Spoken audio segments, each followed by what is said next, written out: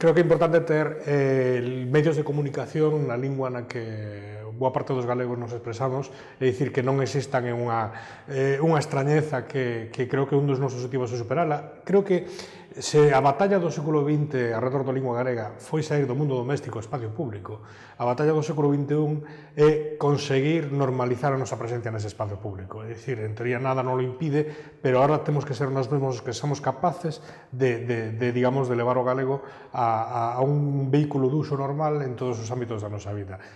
No caso da comunicación, moito máis. E o segundo, porque un medio en galego, queiras que non leva aparellado unha segunda idea, que é un medio centrado en Galicia. Entón, curiosamente, a mí unha das cousas que máis me interesa do Diario Galego é a capacidade que poida ter de abordar os problemas galegos desde unha perspectiva galega.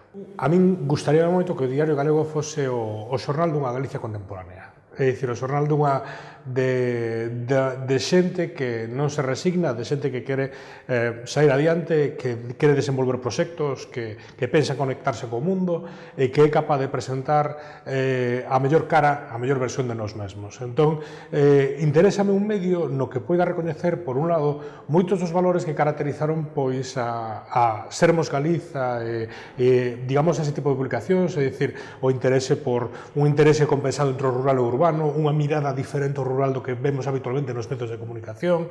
Me interesa moito que eso se siga mantendo, é dicir, que non teñamos esa especie de paranoia entre o rural e o urbano que moitas veces vemos noutros medios de comunicación. Entón, me interesa unha Galicia moito máis equilibrada, moito máis compensada e, sobre todo, que amose todo o que hai moita xente en diferentes partes do país está facendo, que é moito moi bo.